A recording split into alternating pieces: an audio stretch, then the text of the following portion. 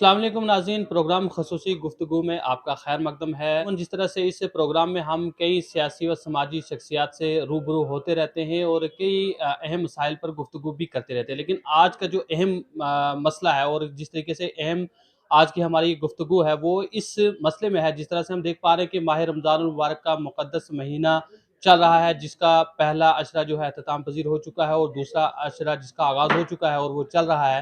अगर देखा जाए, जहाँ माह रमज़ान मुबारक के महीने के आगाज़ से कब्ल ही कुछ तानाकशी शुरू हो गई थी, क्योंकि जुमेरात को कुछ अफराद ने जो है पहला रोज़ा रखा और उसी के साथ-साथ कुछ ऐसे थे जिन्होंने जुमा को जो है रोज़ा रखा और उसी को लेकर काफ़ी कशमकश देखने को मिली। उलमाए किराम के खिलाफ जो तनकीदें भी की गई और उसी के साथ-साथ अगर हालिया दिनों की बात करें, जहाँ इस महीने में इबादत में हर कोई मशगूल रहता है, लेकिन अगर हम देखें तो सोशल मीडिया के प्लेटफ़ॉर्म पर कई ऐसे मैसेज आपको देखने को मिल रहे हैं, जहाँ पे उलमाए किराम के खिलाफ जो काफ़ी तनकीदें की जा रही हैं। बहरहाल इन सब चीज़ों की अहम और मज़ीद तफ़सीलात जानने के लिए हमारे साथ इस वक़्त मौजूद हैं साबिक़ एमएलए हवेली और जम्मू कश्मीर अपनी पार्टी के ज़िला सदर शाह मोहम्मद तांत्रे साहब। हम उन्हीं से जानने की कोशिश करेंगे कि सोशल मीडिया पर जिस तरह से आजकल ये अफ़वाहों का बाज़ार गर्म है, काफ़ी तनकीदें की जा रही हैं, ये किस हद तक जायज़ है और इस ज़िम्न में वो क्या कहना चाहेंगे और क्या अपनी राय पेश करना चाहेंगे? जी शाह साहब, बहुत-बहुत शुक्रिया आपका। जी, शुक्रिया अमीन साहब।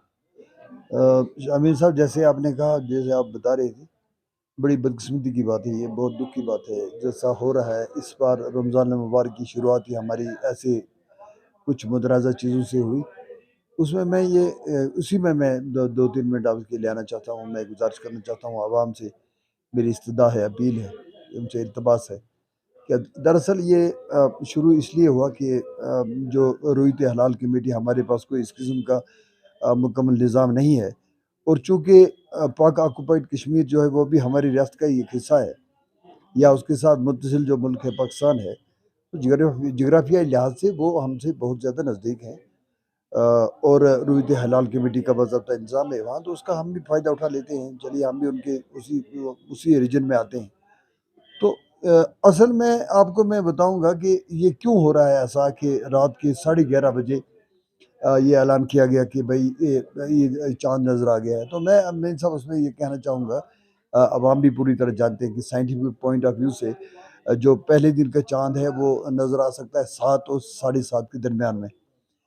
अब अगर साढ़े 7 और 7 के दरमियान में चाँद नज़र आ गया कहीं पे, तो इंटरनेट का ज़माना है, सोशल मीडिया है इस वक़्त। मैंने पहले भी कहा कि world has been converted into global village, ये गाँव बन चुका है। कहीं सऊदीया में, अफ्रीका में, अमेरिका में कहीं भी कोई बात हो जाए, 1 मिनट में हम तक पहुँच जाती है। तो वो क्या हुआ कि साढ़े 4 घंटे लग गए मौलवियों को ये बात पहुँचाते-पहुँचाते कि ईद वो चाँद नज़र आ गया है, साढ़े 11 बज गई तब तक। तो वहाँ उनके उनके अपने सार्फिन में से किसी ने कहा था कि अगर मौलवी साहिबान और थोड़ा-सा इंतज़ार करते, तो चाँद के साथ सूरज भी निकल आता, उसको भी देख लेते। बहरहाल ये चूँकि वहाँ पे आप देख रहे हैं पाकिस्तान में, वहाँ के जो आर्मी जर्नल्स हैं, उन्होंने पहले ही उन लोगों का नात का बड़ा अपना जीना हराम कर रखा है। पहले ही पड़ोसी मुल्कों को भी तंग और ज़लील किया, आप अपने मुल्क को ज़लील कर रहे हैं। और मुझे लगता है कि मौलवियों की वो जो सल्ब कर लिया अकल, वो भी शायद उन्हीं की वजह से, या उनने इजाज़त नहीं दी होगी अभी ऐलान ना करो। बहरहाल उससे ये शुरू हुआ। तो मैं आवाम को ये कहना चाहता हूँ कि जुमेरात को रोज़ा रखा, आपको मुबारक। जुमे को जिसने रोज़ा रखा, मुबारक। जुमे का अगर किसी ने कहा भी, तो उन्होंने भी शरीयत के दायरे में रहकर ही बात की। शरीयत मुतहरा से लोग वाकिफ़ हैं, तो कोई परेशानी की बात नहीं है, उसमें उलमा इकराम फैसला कर सकते हैं। हमें इसको एक मौजू बना लेना, और इसमें मैं आपको ये भी अमीन साहब बताऊँ, ये जो जुमेरात का रोज़ा है, ये मसलकों से हटकर सभी लोगों ने रखे हैं। इसमें अहले सुन्नत वल जमात, बरेलवी तबका फ़िक्र के लोग भी हैं, देवबंदी फ़िक्र के तबका फ़िक्र के लोग भी हैं, इसमें अहले हदीस भी हैं, इसमें शिया बरादरी भी है, सभी लोगों ने रखे हैं। इसमें कोई उसकी तो कोई परेशानी नहीं है। अब जब किसी आलिम से बात पूछी गई, तो उन्होंने तो शरीयत के दायरे में बात करनी है, जैसे हुआ। दुःख की बात है। मैं आवाम से गुज़ारिश करना चाहता हूँ कि अब इस बात को, टॉपिक को ख़त्म करें, अपने रोज़ों का ख़्याल रखें। आज का ये महीना मुबारक महीना, इसमें तो कम से कम हमें ये कोशिश करनी चाहिए कि हम किसी गिबत से, किसी के खिलाफ इल्ज़ाम लगाने से, इल्ज़ाम तराशियों से बचें। होगा वही जैसे होता है, कोई उसमें परेशानी की बात नहीं है, सब मिल-जुल कर हम कर रहे हैं वो सारा कुछ। ईद भी इकट्ठे पढ़ेंगे इंशाल्लाह, कोई परेशानी नहीं है। ये सबका मानना है, जैसे ही चाँद नज़र आ गया, सब ईद इकट्ठे पढ़ेंगे। तो जैसे जिसने करना है, वो लैलतुल कद्र मनानी है, वो जैसे भी करना है आपने, एहतिकाफ करना है, अच्छी बात है। कोई एक दिन ज़्यादा आगे आ जाता है, एक दिन पीछे आ जाता है, इसको मौज़ूए बहस ना बनाएँ, इसको ये ख़त्म करें। और उलमाए किराम से भी मैं कहूँगा कि इस वक़्त वो वक़्त की नज़ाकत को देखें। वक़्त की नज़ाकत को देखते हुए उन्हें सोचना चाहिए था, इस वक़्त हमें मिलकर चलने की ज़रूरत है। हम तो एक ऐसे मुल्क में रहते हैं जिसमें हज़ारों तहज़ीबें हैं, जिसमें मतलब जिसमें हज़ारों तहज़ीबें हैं और कई किस्म के मज़ाहिब हैं। और फिर भी हमें ये कानून भी कहता है कि हमें मिल-जुल के रहना है। एक-दूसरे के साथ हमने एक ऐसा माहौल बनाना है, भाइयों जैसा माहौल बनाना है। उलमाए किराम को भी उसमें वक़्त के साथ-साथ इंसान को सोचना चाहिए, जिस सोसाइटी में हम रह रहे हैं, तो इसके लिए तो अल्लामा इकबाल ने यही कहा था कि दर्द दिल के वास्ते पैदा किया इंसान को, मोहब्बतों के लिए इंसान को पैदा किया, नफ़रतों के लिए थोड़ा किया है, झगड़ों, फ़साद, एक-दूसरे पे इल्ज़ाम तराशियाँ।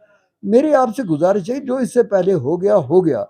आज के बाद बराए करम, बराए मेहरबानी, अब इस टॉपिक पे बात ना करें। जैसे होगा इकट्ठे मैंने कहा ईद कर लेंगे। अगर कहीं पे उनको लगा कि भाई 28 का रोज़ा हुआ तो वो कज़ा की या कैसे करेंगे या उलमाए किराम क्या करेंगे वो उनके वो शरीफ के दायरे में बात करेंगे। एक आम आदमी का 10 दिन कोई व्हाट्सएप पर कोई 10 हदीसें याद कर ले तो वो ये समझ ले कि मैं भी आलिम बन गया।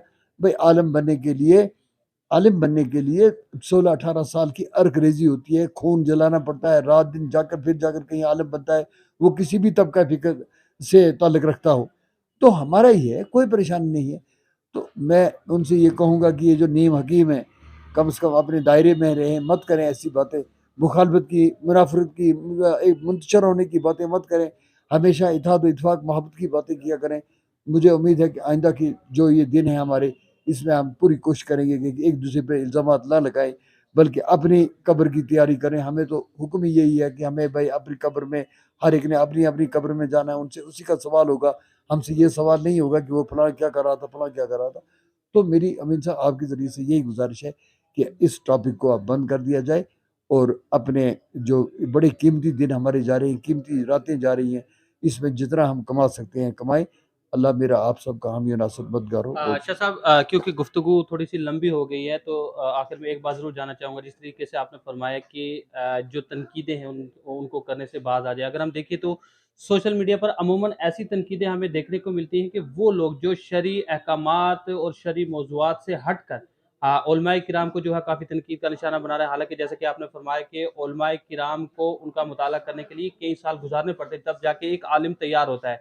लेकिन अगर हम हट के उलमाए किराम को तनकीद का निशाना बनाना शुरू कर दें, उनके खिलाफ, हालाँकि उन्हीं के पीछे हमने जो है बाजमात हम नमाज़ भी अदा करते हैं, लेकिन अगर एक ऐसा कोई मसला बन जाता है जिसको लेकर इस वक़्त इतना बड़ा इश्यू बना हुआ है, क्या ख़ुसूसी पैगाम देना चाहेंगे उन नौजवानों नहीं, मैं नौजवानों से यही गुज़ारिश करना चाहूँगा कि वो इस पर इस तरह पे से ना किया करें, वो मुनासिब नहीं है। आलिम जितने भी हैं, जिस तबक़ा फ़िक्र से भी ताल्लुक़ रखते हैं, उनका एहतराम हमें करना चाहिए। हमें ये एकदम ये समझना कि मैंने 20 हदीसें याद कर ली तो मैं भी आलिम बन गया, मैं भी इसमें तो ये बड़ी बदकिस्मती की बात है। मैंने पहले ही आपसे अर्ज़ की कि ये शब-ओ-रोज़ 18-20 साल के 16 साल के शब-ओ-रोज़ एक बच्चा अपनी अपनी सब कुछ कुर्बान कर देता है, अर्क-रेज़ी करता है, खून जला देता है, फिर जाकर कहीं आलिम बनता है, ये कोई मज़ाक नहीं है। तो उलमाए किराम के खिलाफ ऐसी बातें कहना मुनासिब नहीं है और उलमाए किराम को भी चाहिए कोई ऐसी बातें करें जिससे मोहब्बतें ज़्यादा बढ़ें, जिससे इत्तेहाद व इत्तेफ़ाक बढ़े, जिससे ये माहौल जो है हमारा वो अच्छा बने, पुरसुकून बने। ये सबको मिलकर इसकी कोशिश करनी चाहिए और मैं उम्मीद करता हूँ कि मेरी इस इल्तिमास को, मेरी इस अपील को बिला लिहाज़ मज़हब, मिल्लत या फ़िरका, नस्ल, बरादरी, तो इसको मानकर ये इस टॉपिक को बंद किया जाए और अपने-अपने ये जो कीमती दिन है, इसमें जितना आप कमा सकते हैं, कमाई करें। तो यही हमारे लिए बेहतर होगा। शाह साहब, बहुत-बहुत शुक्रिया, आपने कीमती वक़्त दिया। शुक्रिया।